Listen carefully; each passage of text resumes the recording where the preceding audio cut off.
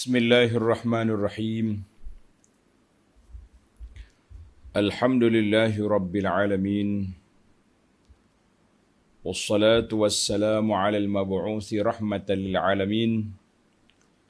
Nabiyyina wa habibina wa qudwatina Muhammad ibn Abdullah wa ala alihi wa sahbihi wa man sar ala nahjihi wa ihtada bihadihi wa istanna bisunnatihi ila yaumiddin, amma ba'du. Muslimin dan muslimat, para pelajar sekalian, Assalamualaikum warahmatullahi wabarakatuh. Alhamdulillah, kita teruskan pengajian kita pada pagi 19 Zulhijjah 1442,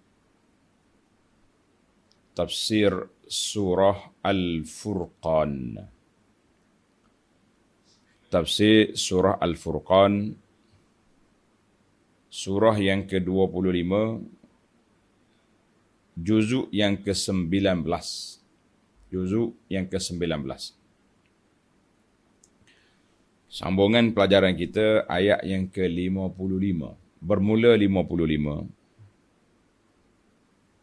Perbincangan kita kali ini iaitulah tentang Allah Subhanahu wa taala setelah mengemukakan kepada kita dalil-dalil wujudnya Allah, dalil kuasa Allah, dalil wahdaniyatillah, keesaan Allah Azza wa Jalla. Namun begitu, yang sesat teruskan dengan kesesatannya, menyembah berhala, melakukan syirik kepada Allah Azza wa Jalla dengan kejahilannya, dengan kedegilannya, dengan kerah kepalanya, maka Allah SWT gambarkan kepada kita, iaitulah kumpulan-kumpulan yang tersebut. Dan kumpulan ini keras menentang dakwah Nabi SAW. Maka Allah Subhanahu wa taala berikan kepada Nabi arahan kepada Nabi SAW supaya bertawakal kepada Allah, menyerah diri kepada Allah. Setelah kita berusaha melakukan kerja-kerja yang dipertanggungjawabkan oleh Allah Azza wa Jalla, menyampaikan dakwah ini kepada ummah, sampaikan kepada manusia apa yang diperintah oleh Allah Azza wa Jalla. Kemudian yang lain-lain itu kita serahlah kepada Allah Azza wa Jalla. Artinya para pelajar sekalian, kerja dakwah ini mencabar, bukan mudah nak ubah manusia, tidak seubah mengubah sebuah bukit. Tetapi nak ubah seorang manusia bukanlah satu benda yang senang. Orang yang boleh berdakwah, mengajak manusia masuk Islam, kita kata kerja sangat mulia. Kita perlu kepada pertolongan Allah untuk menyampaikan dakwah ini. Bagi orang yang boleh menyampaikan dakwah, mensyahadahkan manusia keluar daripada kegelapan syirik kepada cahaya tauhid, itu adalah merupakan anugerah Allah kepada para pendakwah yang dipilihnya. Sukar bagi kita. Berapa orang yang kita boleh Islamkan, syahadahkan orang. Kita sendiri berpengalaman syahadahkan beberapa orang dari kalangan orang-orang asli. Jadi kita nak, kalau yang tinggi darjat, kalau kita boleh syahadahkan golongan intelek ni, yang mereka kaji Islam, yakin dengan kebenaran Islam, dia masuk Islam. Itu tinggi darjat. Namun begitu, kita boleh selamatkan mana-mana je manusia daripada duduk di atas landasan syirik, kegelapan syirik kepada iman, kita kata Alhamdulillah. Baiklah para pelajar sekalian, kita baca dulu beberapa ayat. Dan kita kena ingat, pada ayat yang ke-60 nanti, ada sujud tilawah. Ayat yang ke-60 ada sujud tilawah, kita kena bersedialah untuk sujud bila sampai di sana nanti. Sekarang ni kita belum sampai lagi. Kita ambil baca yang depan-depan dulu. Sambungan ayat kita bermula ayat 55, muka surat tafsir pimpinan edisi Jawi, muka surat 767. 767. Mari kita baca beberapa ayat dulu. A'udzu billahis samii'il 'aliim minasy syaithaanir rajiim. وَيَعْبُدُونَ مِن دُونِ اللَّهِ مَا لَا يَنفَعُهُمْ وَلَا يَضُرُّهُمْ وَكَانَ الْكَافِرُ عَلَى رَبِّهِ ظَهِيرًا وَمَا أَرْسَلْنَاكَ إِلَّا مُبَشِّرًا وَنَذِيرًا قُلْ مَا أَسْأَلُكُمْ عَلَيْهِ مِنْ أَجْرٍ إِلَّا مَنْ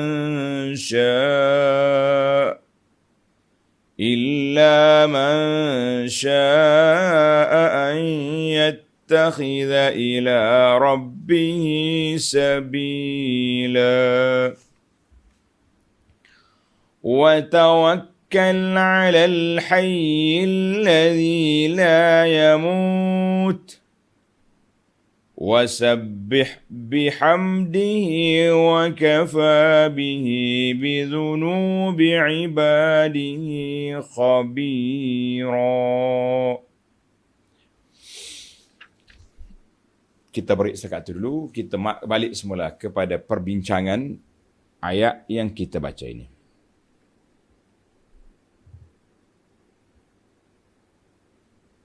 Tengok ayat 56.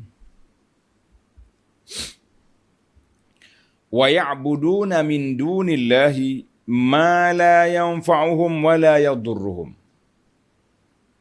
Dan mereka yang musyrik. Apa makna musyrik? Yang menyekutukan Allah dengan makhluk lain. Itu makna musyrik. Dia tahu melalui dilalatil fitrah bahawa ada Tuhan. Tapi mereka sekutukan dia. Menyembah benda-benda yang lain dari Allah. Ma la yanfa'uhum wa la yadurruhum. Bahan sembahan itu yang tidak memberi manfaat kepada mereka yang menyembahnya dan tidak pula mendatangkan mudarat kepada mereka yang tidak menyembahnya. Toko kayu, besi, batu-batu, dia jumpa, dia okey, dia pahat, dia jadi Tuhan, dia jadi sembahan. Mana nak beri manfaat, mana mudarat? Jadi ayat ini para pelajar sekalian, wa kana al-kafiru ala rabbih zahira. Dan orang yang kafir selalu menjadi pembantu bagi golongannya yang kafir untuk menderhaka kepada Tuhannya. Sama-sama kafir, dia akan bantu-membantu. Kita tengok apa-apa isu pun, orang-orang sama-sama dia akan bersatu. Walaupun dia berbeza dari sudut bendera dia berbeza, tapi kalau isu tertentu yang memberi kepentingan kepada kumpulan dia akan bersatu. Yang peliknya umat Islam ni, Allah Ta'ala kata li ta'arafu, supaya kamu kenal mengenali saling tolong menolong, telah menjadi li ta'araku, sambil tumbuk menumbuk, tolak menolak, tenyih menenyih. Sebab apa? Sebab berebut kerusi, berebut kedudukan, berebut macam-macam berebut. Kita lupa kepada dasar innamal mu'minuna ikhwatun. Allah cerita kepada kita, puak kafir zahira, tolong menolong sama-sama dia. Kenapa kita tak ambil pengajaran daripada ayat-ayat seperti ini? Kalau orang kafir tolong menolong sama-sama dia, kenapa kita orang Islam tak mau tolong menolong sama-sama kita? Allahul Musta'an. Tengok nota di bawah, 1187. Setelah Allah Subhanahu Wa Ta'ala menerangkan dalil-dalil tauhid yang membuktikan kekuasaan dan limpah rahmatnya, Lalu diterangkan pula tentang setengah manusia yang tergamak, berlaku syirik dan menderhaka kepada Allah Azza wa Jalla yang menciptakan mereka dan yang melimpahkan nikmat-nikmat yang tidak terhingga kepada mereka. Macam-macam nikmat Allah Ta'ala ada beri. Dalam siri yang lepas, Allah Ta'ala gambarkan kepada kita 5 perkara yang ajaib yang menjadi bukti menunjukkan kepada kekuasaan Allah Azza wa Jalla. Ingat kan apa yang kita dah bincang? Bayang malam dengan siang, hujan, angin dan hujan, kemudian air tawar dengan air masin. Allahu Akbar. Kejadian manusia sendiri, Allah Ta'ala dah sebut kepada kita nikmat-nikmat yang besar, tapi yang kafir-kafirlah dia. Yang maksiat derhaka kepada Allah teruskan hidupnya. Yang berkelahi sama-sama kita jalan terus.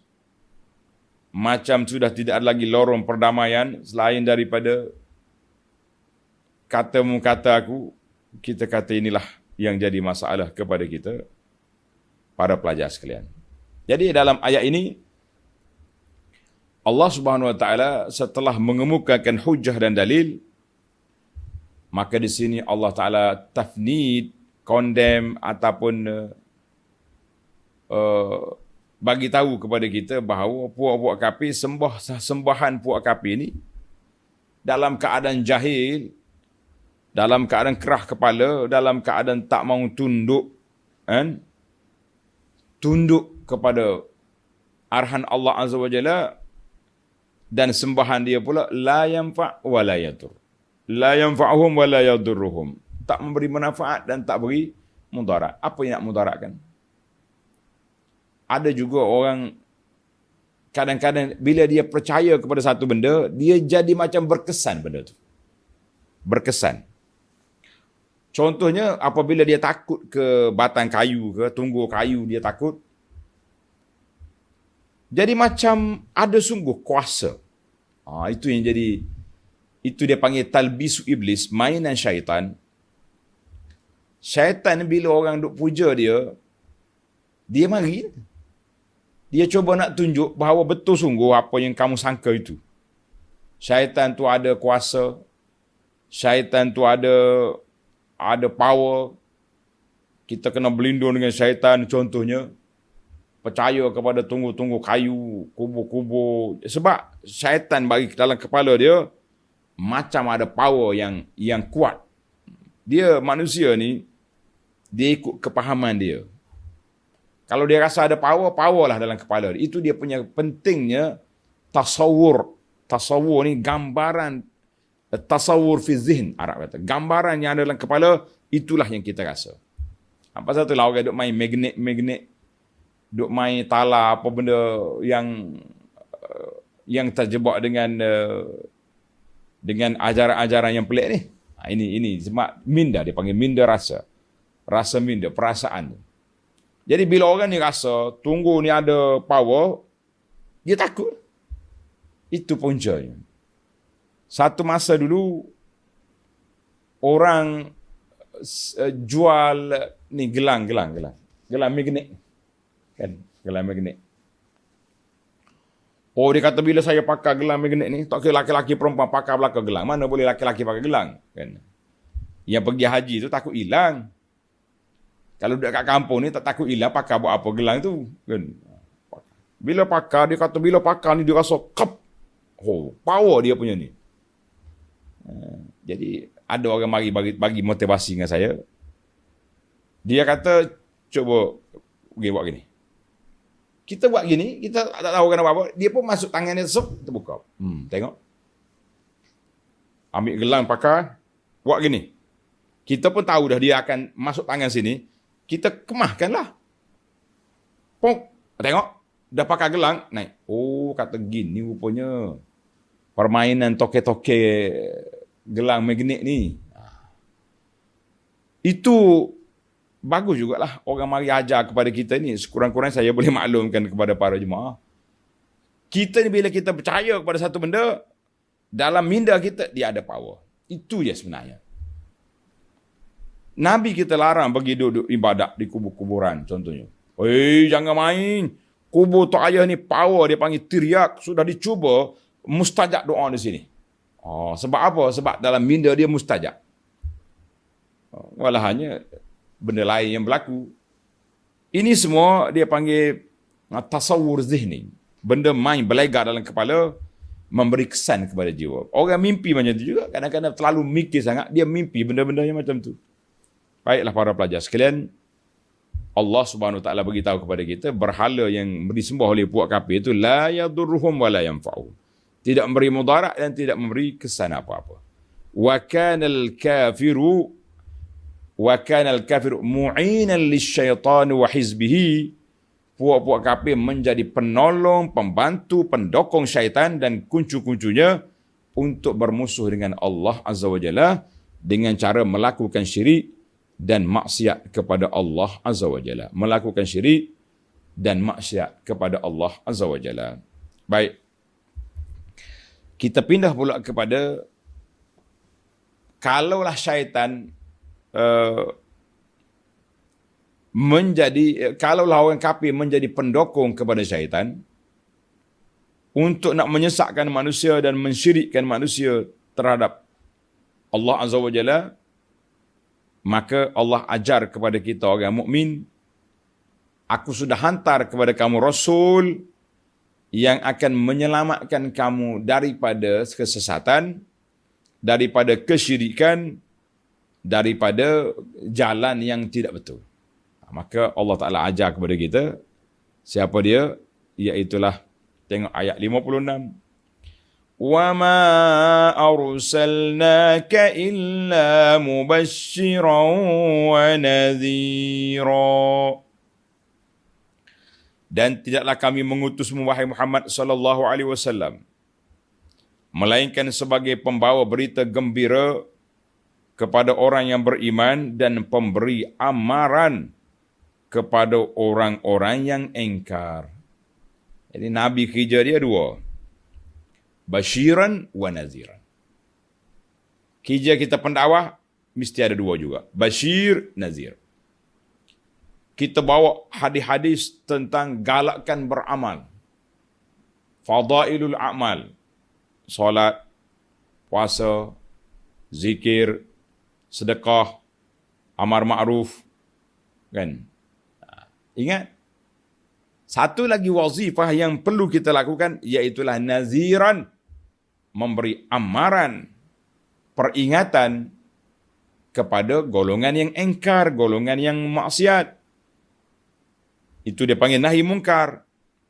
Maka kita kena serentak berjalan. Nabi tugas dia basyiran wa naziran. Kalau kita basyir saja, tak ada nazir, tidak sempurna, tidak lengkap perjalanan kita. Tidak sebagaimana Allah Ta'ala utuskan Nabi SAW dengan dua sifat ini. Apa dia sifat? Basyiran wa naziran. Orang buat baik, ini pahala. Siapa dia solat, siapa dia puasa, siapa dia zakat, siapa dia sedekah, pahala sekian. Siapa engkar, derhaka, ini balasan. Jangan kita sebelah pihak je. Kita ni para jemaah sekalian, hidup di alam realiti kita, nak ajak orang buat baik lebih senang dari melarang orang buat benda mungkar. Betul ke tidak para pelajar? Sudah semestinya. Kita suruh orang buat baik, orang minat. Tapi bila kita larang kemungkaran yang orang buat, sudah, ustaz ni dulu tak macam ni. Kan? Dulu tak macam ni. Dulu okey je ustaz ni. Akhir-akhir ni mengamuk pula dia. Dia panggil mengamuk ustaz. Bila kita tegur dia buat benda mungkar, dia kata ustaz mengamuk. Macam buang tabiat je ustaz ni. Sudah. Sebab itulah para pelajar sekalian, orang lebih suka dengan ni, sunnahmu amalanku. Kita tulis tentang kempen kepada pelajar supaya beramal dengan apa yang diajar oleh Nabi sallallahu alaihi wasallam, orang suka. Tapi bila kita masuk kepada kawasan nak larang benda mungkar, nak tegur kebiasaan-kebiasaan maksiat yang mereka buat, mereka akan lari. Dia kata, ustaz ni dah merapu ustaz ni. Basi body ke apa dia. Nak sibuk hal orang. Jangan tuan-tuan. Kita kena ada dua jalan serentak, barulah dikatakan basyiran wa naziran, lengkap sebagai seorang pendakwah. Kena dua-dua lah. Tapi memang bila kita sebut bab menegur kemungkaran, ramai yang tunduk kepala. Ustaz, hantar dululah. Syekh mula dulu Syekh. Kami sokong. Masalahnya sokong-sokong. Ada setengah orang ni, ustaz pergi. Kami di belakang. Ni tak sedap ni. Main kami di belakang ni. Kita pergi dakwah-dakwah tengok paling belakang kita seorang yang ada. Yang belakang tu sudah hilang. Apa nak buat? Bagi saya kalau orang duk main kami sokong-sokong di belakang ni memang tak percaya sangat. Takut saya seorang yang pergi, tuan-tuan yang jamin kat belakang saya dihilang entah ke mana. Kan? Allahul musta'an. Baiklah, itu dakwah kita.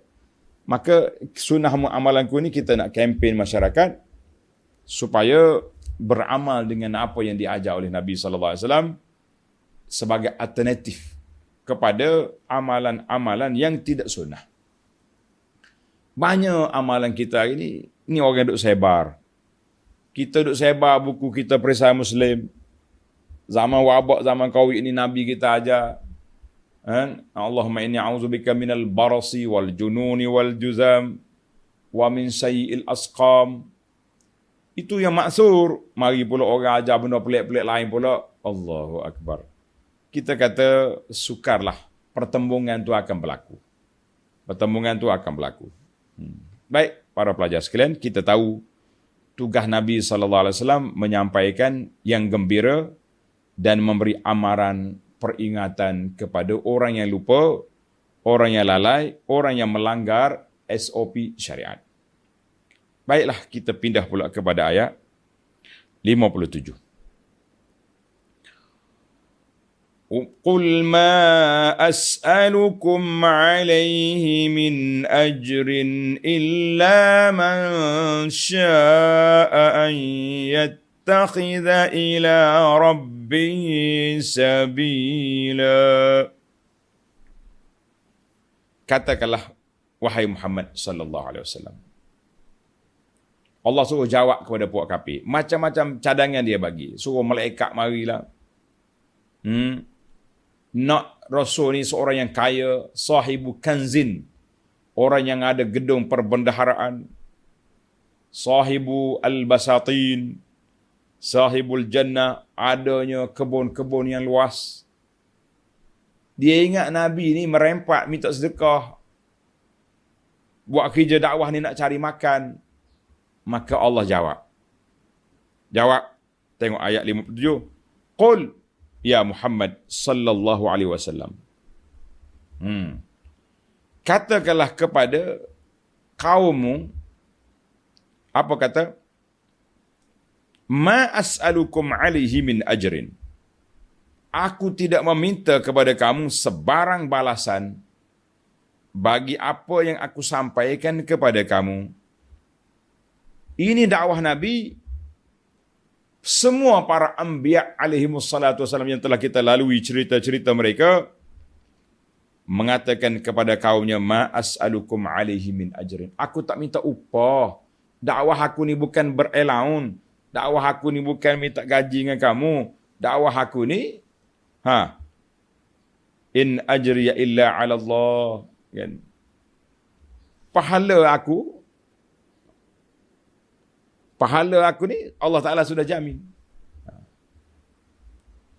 Dalam ayat suratul An'am, qul ma as'alukum alaihi ajra in huwa illa zikra lil alamin. Aku ni sebagai zikra, memberi peringatan kepada seluruh alam, bukan mari minta duit. Cuma bila sebut tajuk ni, kita pun kena fikir panjang juga tuan-tuan.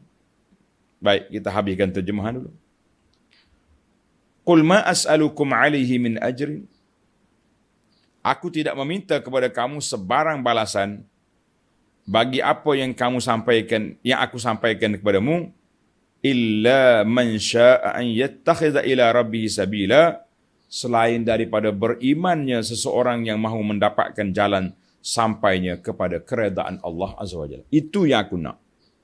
Yang aku cari daripada kerja-kerja yang aku lakukan ini untuk apa? Untuk nak menyampaikan maklumat supaya kamu beriman kepada Allah Azza wa Jalla. Itu. Maka di sinilah kata muhasabah. Kita muhasabah para pelajar sekalian, seeloknya kalau kita buat majlis ilmu, tak usahlah ambil bayaran. Tak usah ambil bayaran. Ni nak mengaji Quran dengan saya, ada bahagian sekian-sekian. Betul lah, kita tahu. Dia sewa tapak internet, kena bayar. Dia, tapi kalau boleh tidak berbayar itu lebih lebih mulia. Sebab kita tengok dakwah Nabi-Nabi alaihimussalatu wassalam sampai begitu. Ni kadang-kadang ahli-ahli motivasi, pendakwa-pendakwa bila orang panggil dia, PA, dia pakai PA. Pendakwah bila pakai PA, mulalah berubah watak. Awak nak ajak saya ceramah? Nak.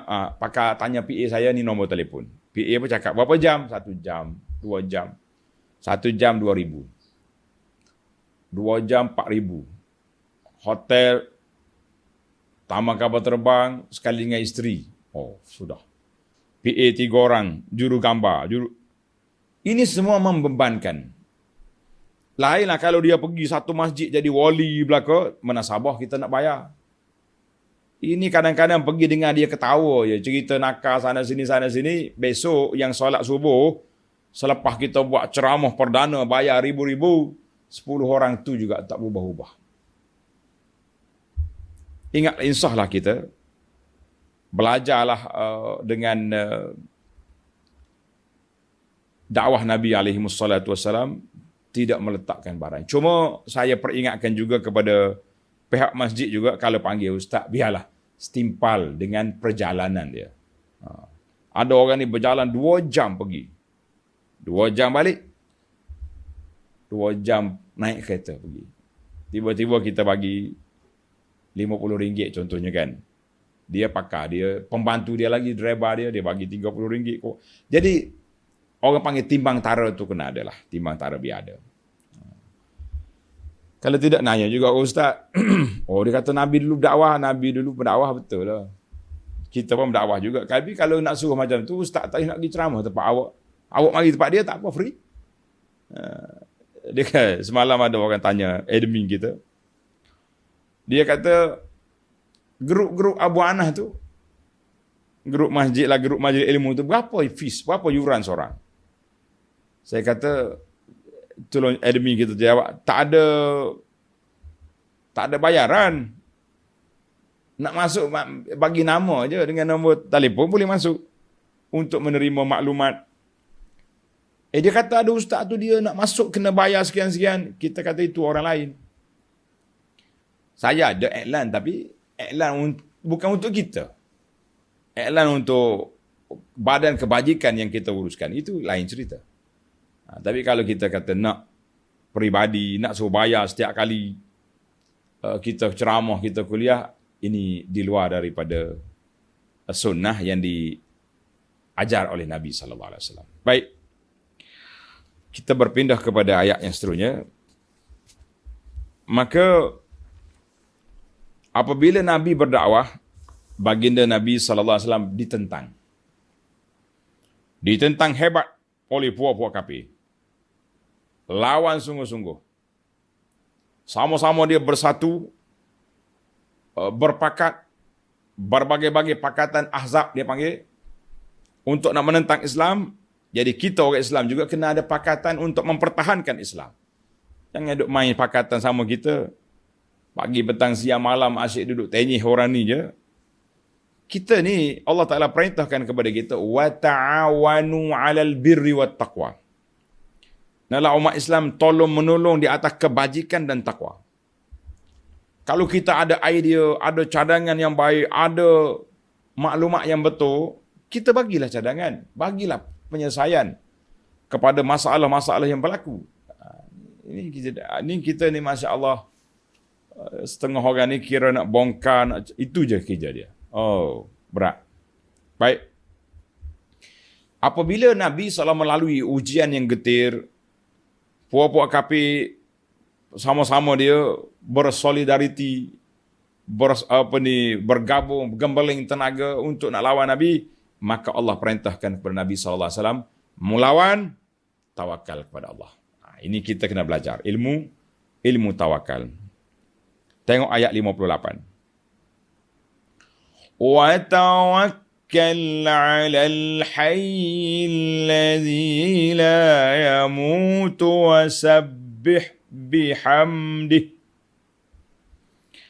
Dan berserahlah engkau, wahai Muhammad sallallahu alaihi wasallam. Kepada siapa? Wa'tamid ya Muhammad. Fi dinika wa dunyak. Dalam urusan agamamu, dalam urusan duniamu.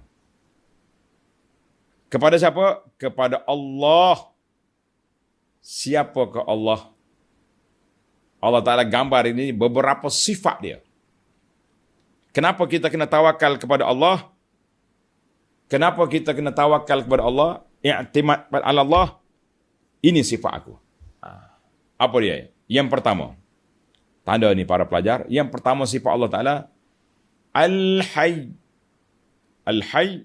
Alladhi la yamut. Allah. Tuhan yang hidup. Yang tidak mati selama-lamanya. Allah Ta'ala tidak ada awal dan tidak ada akhir. Bagaimana kita belajar ilmu akidah. Mana hayyun la yamut. Satu sifat Allah Ta'ala. Maka wasabbih bihamdihi, serta bertasbihlah dengan memuji Allah. Kita nak mendekatkan diri kepada Allah Azza wa Jalla dengan cara mana? Dengan cara banyak bertasbih, banyak beristighfar, banyak beribadat, lidah kita basah dengan menyebut nama Allah. Dengan zikir-zikir yang ma'sur yang diajar oleh Nabi sallallahu alaihi wasallam. Apa Nabi ajar? Sebaik-baik ahabbul kalam ilallah arba'ah. Sebaik-baik ucapan yang kamu ucap, yang disukai oleh Allah Ta'ala, 4 perkara. Kata, subhanallah, walhamdulillah, wala ilaha illallah, wallahu akbar. Ada lagi kata, wala hawla wala quwata illa billah. Maknanya, basah lidah kita. Allah Ta'ala ajar kepada Nabi supaya puji Allah Ta'ala, bersihkan Allah Ta'ala daripada sebarang benda-benda perkara yang tidak layak bagi Allah. Itu sifat Allah Ta'ala yang pertama. Kita nak tawakal kepada Allah sebab Allah Ta'ala hayyun la yamut. Yang kedua sifat dia, wa kafa bihi bidhunubi wa kafa bihi bidhunubi ibadihi khabira. Dan cukuplah Allah mengetahui secara mendalam akan dosa-dosa hamba dia. Jadi bila kita ni berdosa kepada Allah Azza wa Jalla, Allah Ta'ala tahu. Allah SWT tahu apa yang kita buat. Maka bila Tuhan tahu, tawakallah kepada Allah Azza wa Jalla. Allah tahu bagaimana nak menyelamatkan kamu. Allah tahu bagaimana nak menyelesaikan masalah kamu. Allah Ta'ala mengetahui segala perkara yang kamu lakukan. Jadi jangan kita lupa, yang aku buat ni Tuhan ingat ke tak ni? Yang jadi masalah sehari dua ni, bila kita bagi derma, kita buat ibadat, nak ambil gambar, nak tunjuk dengan orang ni, kenapa? Kadang-kadang macam kita terlupa yang Allah Ta'ala mengetahui segala perkara yang kita buat dan balasannya sudah itu di bawah ilmu Allah Azza wa Jalla. Jadi para jemaah sekalian, kita kena berhati-hatilah dengan semua gerak kerja kita. Kita percayalah dengan catatan malaikat. Jangan duk percaya dengan hak kita catat. Tengok nota di bawah. 1188. Oleh kerana golongan kafir itu tidak putus-putus menentang Rasulullah sallallahu alaihi wasallam, maka baginda diperintahkan oleh Allah Azza wa Jalla supaya berserah diri bertawakal kepadanya kerana dialah sahaja yang akan menyelamatkannya dari angkara mereka. Jadi kita kena tawakal. Baik, sifat Allah yang ketiga yang menyebabkan kita layak untuk bertawakal kepadanya, tengok ayat 59. Tanda ini sifat yang ketiga Allah Azza wa Jalla. الذي خلق السماوات والأرض وما بينهما في 6 أيام ثم استوى على العرش الرحمن فاسأل به خبيرا. Bila Allah Ta'ala minta supaya kita bertasbih, bertawakal dan tasbih, Allah Ta'ala sebut sifat dia hayat ad-daimah, hidup yang berterusan, tak mati-mati. Maka di sini Allah Ta'ala gambarkan kepada kita kuasa dia mencipta alam ini. Bila dia alam ini di bawah ciptaan Allah, maka berhaklah kamu semua bertawakal kepada Allah. Kita kalau kita nak tawakal, biarlah kita tawakal kepada Al-Hayyul Ladzi la Yamut, yang punya kuasa yang besar dalam dunia ini, kan. Baik, Alladzi khalaqas samawati wal ard. Sifat yang ketiga, Tuhan Allah yang menjadikan langit dan bumi serta segala yang ada di antara keduanya dalam 6 masa.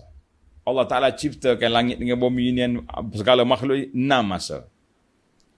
Dalam ayat Quran ini kata sittati ayyam, 6 hari. Hari mana? Masa mana? Thumma stawa 'alal 'arsy, kemudian Allah bersemayam, beristiwa di atas arasy. Tengok nota di bawah. Menurut cara yang layak bagi Allah. Ini satu kaedah yang besar para pelajar sekalian bila kita baca tentang ayat-ayat yang mengandungi tentang sifat yang disebut oleh Allah Azza wa Jalla, maka kita kena pasang dengan satu lagi ayat, laisa kamitslihi syai'un wa huwas samiul basir. Allah Ta'ala tidak menyamai, segala makhluk tak sama dengan Allah. Bila kita baca ayat-ayat sifat, jangan bubut letak dalam kepala kita bayangan bagaimana istiwa Allah Ta'ala tu sebagaimana manusia. La. Kalau kita ada bayangan, itu bukan Allah. Habis apa sikap kita? Kita ambil sikap seperti sikap ulama salafus salih. Apabila sampai kepada ayat-ayat ini, mereka beriman dengan dia. Kita beriman, tapi bagaimana? Tidak ada soal bagaimana. Bagaimana? La. Kalau kita boleh bagaimana, itu makhluk nama dia. Wal imanu bihi wajibun, kita beriman itu wajib. Itu je kaedah. Tapi kalau kita masuk dalam bagaimana tasawwur zihni, kata orang, maka dia masuk dalam grup falsafah, fikir sana, fikir sini, susah. Dalam perkara-perkara benda gaib, kita beriman. Sebagaimana kata ulama amiruha kama ja'at, sebutlah sebagaimana Allah Ta'ala sebut. Baik. Cuma timbul di sini tentang 6 masa. 6 masa itu bagaimana? Apa yang disebut? Kata di Ibnu Katsir, 6 hari. Bermula daripada Ahad, Isnin, Selasa, Rabu, Khamis, Jumaat. 6 hari kan? 6 hari. Wa fihi ijtama'al khalqu kullu. Bila 6 hari ni terkumpullah semua kejadian makhluk. Semua sudah kumpul. Wa fihi khuliqa Adam, Adam sudah diciptakan. Cuma timbul lagi 6 hari itu hari mana? Adakah hari mengikut kadar dunia ni ataupun hari akhirat? 1 hari sama dengan 1000 tahun. 1 hari sama dengan 1000 tahun. Maka di sini para ulama mengatakan yang dekat kepada kepahaman kita iaitulah hari dunia. Sebab kuasa Allah Ta'ala tu sangat laju. Kuasa Allah Ta'ala sangat cepat. Boleh je dia buat kun payakun, tapi kenapa Tuhan tak kun payakun? Timbul lagi soalan-soalan. Kenapa Allah Subhanahu Wa Ta'ala sebut 6 hari? Dia boleh, sedangkan dia boleh buat kun payakun. Kenapa? Maka di situlah kata di para ulama, inna hadhil ayam al-murar bi awqatuha, waktu dia. Sedangkan pada masa itu belum jadi langit dengan bumi. Belum jadi langit matahari. Tak ada matahari, tak ada hari. Cuma Allah Ta'ala gambarkan kepada kita supaya kita nampak. Nampak waktu yang Allah ciptakan 6 masa. Untuk apa? Kata di para ulama, Allah Ta'ala nak didik kita, hei manusia, aku boleh buat kun payakun. Kalau aku nak ciptakan seklik mata, semua dunia ni jadi.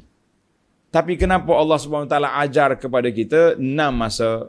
Ini panjang jawapan para ulama. Kita tengok dalam fawaid nanti insya-Allah. 6 masa tu. Ada yang ulama yang mengatakan Allah nak didik kita supaya jangan gopoh. Aku buat dunia ni pun 6 masa. Sedangkan aku boleh kun payakun. Kamu yang manusia memang lemah ni kenapa nak kun payakun? Belajarlah ilmu bertadarus peringkat demi peringkat. Kamu dilahir oleh makmu, tak boleh bergerak pun. Berapa bulan kita duduk dalam dibungkus. Orang kata bedu, duduk dalam bedu. Apa dia panggil? Duduk dalam kail lampin tu lah. 6 bulan. Kamu nak bergerak sikit, bangun, senyum, sengih, suka. Pandai sikit lah boleh bercakap. Kamu ni boleh pandai alif bata, ABC. Allah nak ajar manusia supaya jangan gopoh. Wa kanal insanu ajula. Tuhan kata, sifat manusia ni gopoh, nak cepat. Hari ni dapat, esok jadi. Tak mungkin. Pelan-pelan. Ini Allah Ta'ala nak didik hamba dia supaya jangan gopoh. Jangan nak cepat. Jangan belorak. Orang kata jangan belorak. Pelan-pelan. Baiklah para pelajar sekalian. 6 masa Allah SWT. Maka Tuhan kata di akhir ayat, fas'al bihi khabira. Dan ialah Ar-Rahman. Ar-Rahman sifat Allah Ta'ala. Ar-Rahman fas'al bihi khabira. Maka Tuhan yang amat pemurah, maka bertanyalah akan hal itu kepada yang mengetahuinya. Tengok nota di bawah. Yakni, hanya Allah Ta'ala jua yang mengetahui dan dapat menerangkan perihal kejadian-kejadian yang diciptakan itu satu persatu. Allah Ta'ala yang maha berkuasa. Baik, fas'al bihi khabir. Tanya khabir. Siapa khabir? Mana dalam ayat ini Allah Ta'ala yang maha mengetahui. Kan? Tahu segala perkara. Maka kata di para ulama, ayat ini umum. Setiap perkara itu ada khabir dia. Allah Ta'ala semua mengetahui segala benda. Tapi dalam perjalanan hidup kita ni, ada khabir, mana ada pakar. Al-murad bi ahlul ilm. Ada ulama mengatakan, khabir di sini yang pertama sekali, Allah Ta'ala sendiri. Ataupun arahan Allah Ta'ala kepada kita, makhluk, kalau mu tak tahu apa-apa, pergi tanya khabir. Dalam bab turun Quran ni, siapa dia? Jibril AS. Ulama, ahlul kitab, itu semua, kita katakan, boleh katakan khabir ni, mengikut keadaan lah setiap tempat. Zaman kita ini kalau kata khabir dalam bidang ilmu, para alim ulama. Khabir dalam bidang tib, perubatan, para ahli-ahli kesihatan. Khabir, mana setiap kumpulan ada khabir dia sendiri. Baik, para jemaah sekalian, tak mungkin kita jadi khabir. Semua perkara kita jadi khabir belaka, tak jadi khabir. Baik. Ayat 60 yang kita akan baca ini, ada sujud tilawah. Tuan-tuan dan puan-puan bersedia untuk sujud. Bersedia untuk sujud. Sebab sunat bila kita baca ayat sujud, kita sujud. Syaitan bila kita sujud, bertempik dia. Weh, ya celaka aku. Aku diperintah kepada sujud, aku tak sujud. Celakalah aku. Anak Adam diperintah sujud, mereka sujud, syurgalah bagi mereka. Kita baca ayat ni, sujud. Tuan-tuan boleh bersedia. Yang duduk di atas mana-mana tempat yang tak sesuaikan diri, menghadap ke arah kiblat. Kita baca ayat 60, kemudian kita sujud, insya-Allah. Wa idza qila lahum usjudu lirrahman qalu wa marrahman anasjudu lima ta'muruna wa zadahum nufura.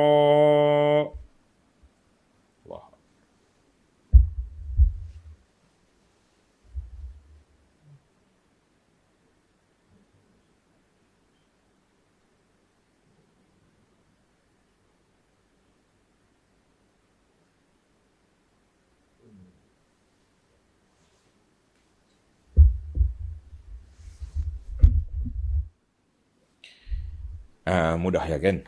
Alhamdulillah kita dapat laksanakan sunnah yang diajar oleh Nabi sallallahu alaihi wasallam.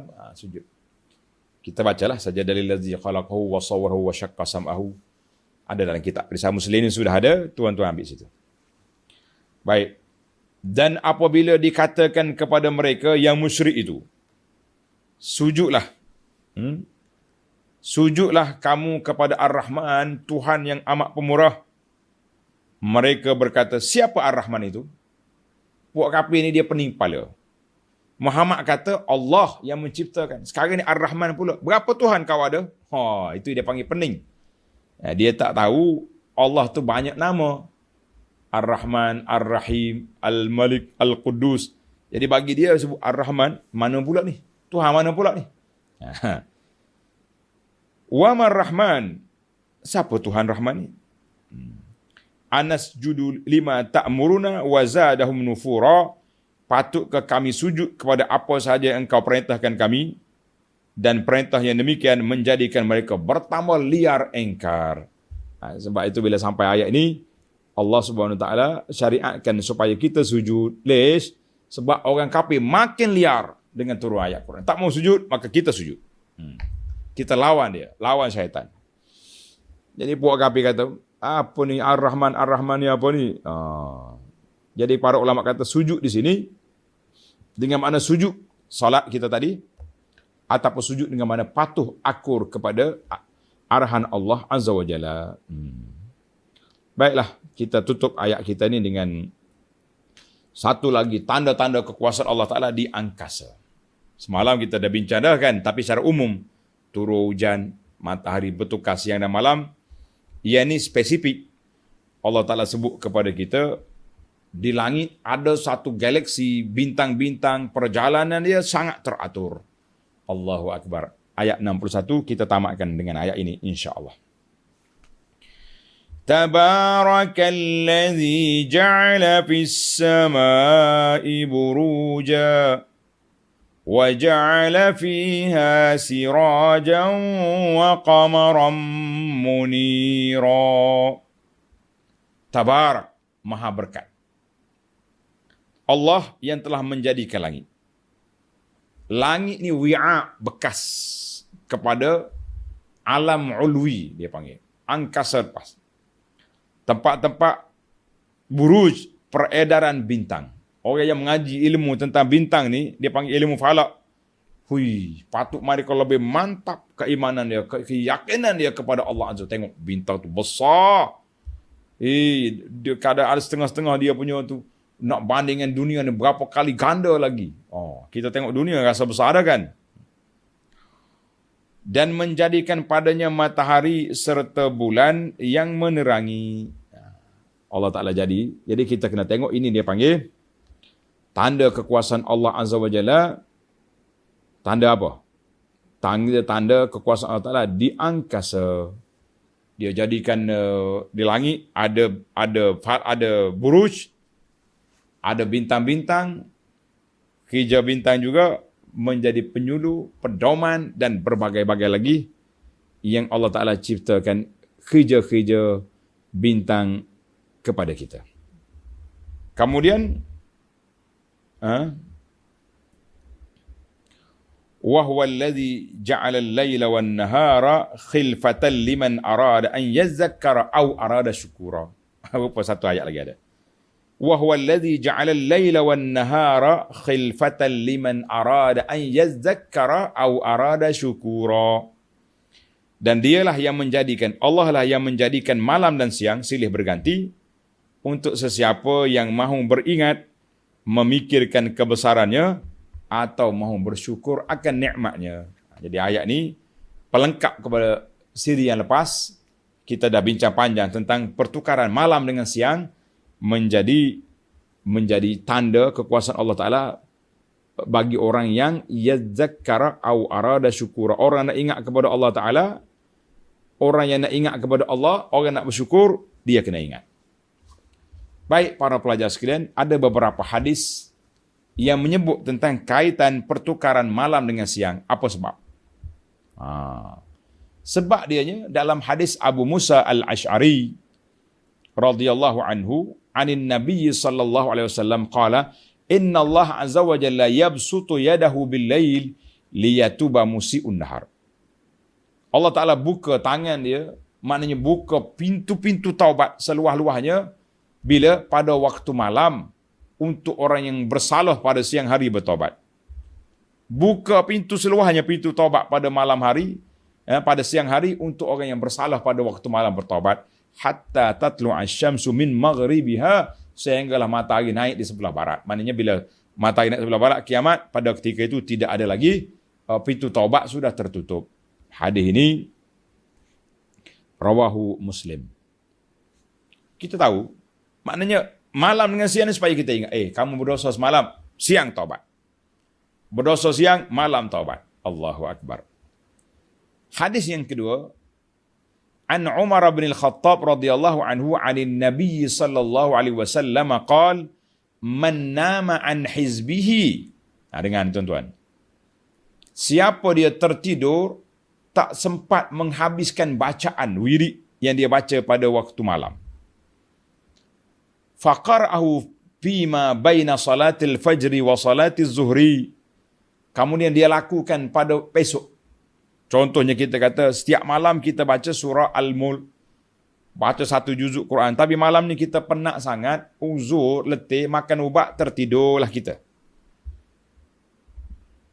Kita bangun esok, kita qada balik apa yang kita tertinggal semalam.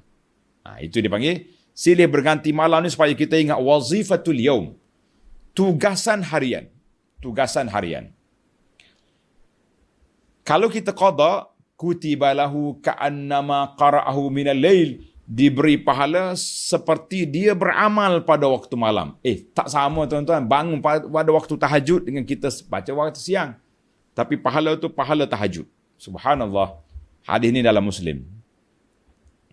Hadis yang ketiga yang banyak ditanya oleh para sahabat tentang orang yang tak sempat solat witir pada waktu malam. Tak sempat bangun tahajud pada waktu malam kerana uzur. Uzur itu dua lah, tertidur sampai tak bangun atau memang kita tak sihat. Apa kita nak buat? Ini termasuk dalam soalan tanya jawab tuan-tuan, saya dah jawab dah. Kita jawab sekali lagi di sini. Wa an Aisyah radhiyallahu anha anna Rasulullah sallallahu alaihi wasallam kana idza fatathu salatu minal lail. Nabi kita biasa di solat malam 11 rakaat. Kalau tak sempat nak solat pada waktu malam kerana dia seuzur ataupun musafir ataupun masyaqqah lain, shalla minan nahari 12 rak'atan. Nabi kita akan solat 12 rakaat pada siang hari, qada yang malam tadi. Waktu mana? Selepas naik matahari. Waktu duha. Jadi ada orang kata maka tak payah solat duha. Itu lain. Ini yang qada waktu malam. Jadi tuan-tuan, biasa kita akan solat witir 3 rakaat. Malam ni kita tertidur kerana sakit, uzur. Jangan tertidur sebab kes lain kan. Tak sempat saya nak solat duha witir semalam. Sebab duk bertempik tengok bola contohnya, tak payahlah tengok Gusti ke.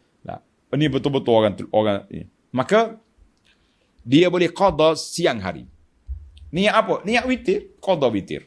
Tapi siang hari tak ada witir, angka ganjil, maka kita kena genapkan dia. Sama ada 4 rakaat, 6 rakaat sampai 12 rakaat. Boleh kita buat. Ini dipanggil wazifatul lail. Kerana itu para pelajar sekalian, Al-Imam Nawawi, ini saya nukil dalam kitab kita ni, dalam kitab Sunnah Amalanku, kata-kata Imam Nawawi, sekiranya sepatutnya kita setiap pagi, salat subuh, kita baca zikir pagi. Tapi oleh kerana lepas salat subuh, kita sempat zikir lepas salat je, kemudian kita masuk kelas nak mengaji tafsir, jadi tuan-tuan boleh baca. Dia afdal zikir pagi ni bila? Selepas salat subuh sampai ke naik matahari. Sampai syuruk. Sekarang dah naik matahari, dah duha sekarang. Jadi kita baca juga zikir kita ni walaupun sudah duha. Tak sempat, kita zikir lagi sampai ke zuhur. Nawawi kata apa? Jangan tinggal wazifatul yaum. Zikir wirid harian itu menyebabkan kita akan jadi lara. Bila kita buat macam ni, syaitan politik. Dia ni tak boleh main-main dengan dia. Kalau tak sempat zikir pagi, dia baca sampai tengah hari. Lepas asar nanti zikir petang, dia tak sempat baca. Dia zikir lagi sampai malam hari. Ini semua kaedah nak lawan syaitan. Nak lawan syaitan. Baik para pelajar sekalian, maknanya silih berganti malam dengan siang ni supaya kita ingat pada Allah Azza wa Jalla. Oh, aku sekarang dah pagi, zikir pagi. Petang, zikir petang. Oh, hari ni satu juzuk Quran belum baca lagi. Baca. Sepatut kita setiap malam kita baca. Tapi oleh kerana tertidur malam ni kerana uzur, kita baca pagi esok, pahala malam. Masya Allah, luasnya rahmat Allah Ta'ala kepada kita. Baiklah para pelajar sekalian, tamat sekat itu, kita akan masuk kepada ayat wa ibadur rahman, kan? Ibadur rahman ni dalam siri akan datang insya-Allah. Insya-Allah. Baik, apa dia sebagai penutup? Apakah beberapa faedah yang kita boleh dapat? Yang pertama, masalah tawakal kepada Allah Azza wa Jalla. Tawakal kepada Allah. Sebab kalau kita tawakal kepada makhluk lemah, maka wajib kita bertawakal hanya kepada Allah yang tiga sifat Allah kata. Al-Hayyu, yang dia tahu semua dosa kita. Allah pencipta langit dengan bumi. Dia layak untuk kita tawakal. Yang kedua, apabila Nabi diperintahkan oleh Allah supaya panggil orang kafir masuk Islam, wazadahum nufura, bertambahlah mereka tu liar daripada Islam. Kata di ulama, ayat ini dalil wajibnya para pendakwa yad'u ila Allah, teruskan tugas berdakwah. Sama ada orang terima ke tak terima. Bila kita ajak orang buat baik, ikut sunnah Nabi, orang lari, biar dia lari. Awak teruskan tugas, jangan kecewa. Jadi wa alla yarbita da'watahu, dakwah kita ni tak boleh kita nak cari natijah, kesan. Dia kata kalau dakwah aku ni aku nampak berkesan, dah ada orang ikut, aku teruskan. Orang tak ikut, aku berhenti. La. Allah gambar di sini, wazadahum nufura, orang kafir makin liar daripada dakwah. Dengan sebab apa? Dengan sebab Nabi kita ajak supaya sembah Ar-Rahman. Masya Allah. Baik. Jadi kalau kita dakwah kerana nak suruh follower kita ramai, bila orang tak ramai kita kecewa, tak mau kuliah, itu dia panggil fasadul qasdi. Orang ni dianggap sebagai pendakwah yang rusak dia punya qasad, tujuan dia berdakwah. Berdakwah nak cari kemasyhuran. Berdakwah nak cari fulus. Berdakwah nak dapat peminat ramai. La. Itu yang ketiga. Yang keempat, annal hayatal insan, manusia ni dalam hidup kita ni dia ada tiga perkara. Yang pertama ada iradah, kita kena ada kehendak. Yang kedua kita kena berfikir, yang ketiga kena beramal.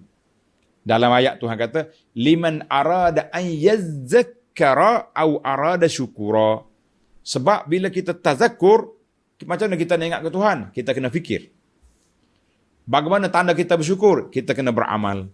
Jadi manusia ni bersyukur dengan amal, ingat kepada Allah Ta'ala dengan berfikir. Maka kita kena barulah kita punya jadi. Jadi kita kena ada dua. Kena ada kehendak kita nak bersyukur. Dengan kita nak syukur macam mana? Kita kena berfikir.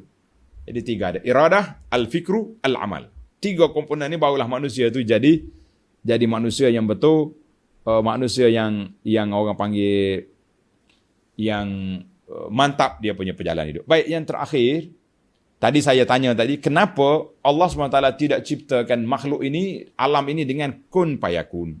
Kenapa? Yang pertama, dua jawapan ulama kata. Yang pertama, setiap orang mesti putuskan sifat tamak dalam diri dia. Yaqta'u tamak dalam diri dia. Tamak nak tahu segala benda, fa innahu bahrun la sahila lahu.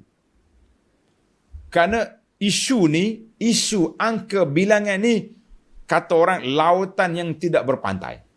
Lautan tak ada tebing. Luas sangat ilmu Allah Ta'ala ni. Allah kata, aku ciptakan langit dengan bumi berapa masa? 6 masa. 6 hari. Satu. Allah Ta'ala cipta ashabun nar, malaikat yang tarik neraka 19 malaikat. Ya juruna. Malaikat pemikul arash 8. Bulan ada 12 bulan. Langit ada 7 lapis. Bilangan solat 5 waktu 1 hari. Kan? Bilangan zakat sekian. Hudud kafarat Kalau kita nak kaji, kenapa, orang pergi Mekah banyak dia tanya saya, Ustaz, kenapa tawaf kita 7 kali? Kenapa melontar 7 biji? Ada benda kenapa kita boleh jawab dengan kepahaman kita. Ada kenapa kita kata wallahu alam, hikmah Allah Taala yang kita tak tahu. Maka di dalam ayat ini, kenapa Allah Taala ciptakan 6 masa sedangkan dia boleh buat kun fayakun? Jawab dianya fal iqrar. Ujian keimanan. Allah nak tengok kita yakin bi anna kullama qalahu Allah haqqun. Apa yang disebut oleh Allah Taala betul. Haza huwa din. Inilah agama yang kita wajib iman, kita wajib percaya, tinggalkanlah segala perbahasan yang pelik-pelik. Ada orang duk bahas. Kenapa? Ada jumpa, ada tak jumpa. Maka dalam ayat ini, ni ayat 59 ni besar tuan-tuan ayat ni. Kalau kita duduk di sini sampai pagi sampai gelap boleh. Kenapa Tuhan kata bayat sitati ayam? Thumma stawa 'alal 'arsy. Kemudian Allah Ta'ala beristiwa di atas aras. Ayat inilah yang menjadi punca khilaf di kalangan golongan salaf dengan khalaf. Salaf kata, kita beriman apa yang Allah Ta'ala kata. Istiwa. Sebagaimana kata Imam Malik, istiwa sudah maklum. Kan? Bagaimana cara dia, kita tak tahu. Berimannya wajib. Tapi dia orang yang kata tak boleh. Kalau kita kata istiwa nanti sama dengan makhluk, kita tukar kepada istaula. Allah Ta'ala yang menguasai aras. Jadi kenapa kita mau tukar perkara yang Allah Ta'ala sebut? Dan Nabi pun tak tukar. Dalam tafsiran, maka kita mengatakan ilmu tentang perkara ini lebih kepada iqrar bi annama qalahu Allah haqqun. Itu mantapkan keimanan. Tos ada korek banyak-banyak. Dalam buku ni Keindahan Islam yang saya usahakan ini banyak menjawab sebahagian daripada soalan kenapa dalam syariat. Yang kita boleh korek, yang tak boleh korek, kita serah kepada Allah Azza wa Jalla. Cuma setari 2 ni, buku ni sudah habis cetakan. Kita tunggu lepas PKP lah, nanti pihak Telaga Biru akan cetak balik. InsyaAllah. Itu yang pertama. Jawapan yang kedua, kenapa Allah ciptakan makhluk ini dengan 6 masa? Kata Sa'id bin Jubair rahimahullah ta'ala, innama khalaqha fi 6 ayam. Allah Ta'ala ciptakan 6 masa, wahuwa qadirun an yakhluqaha fi lahzatin wahidah. Kita yakin, percaya Allah mampu untuk nak cipta dalam satu masa tempoh. Kun fayakun. Maka kenapa? Kata Sa'id, ta'liman li khalqihi. Allah nak didik, nak ajar makhluk hamba-hamba dia, kita semua ni, ar-rifqa wat tasabbut. Naklah kita sifat lemah lembut, sifat kita tenang, jangan gopoh. Allah buat 6 masa, sedangkan dia boleh kun fayakun. Bagaimana kita nak segera, nak cepat?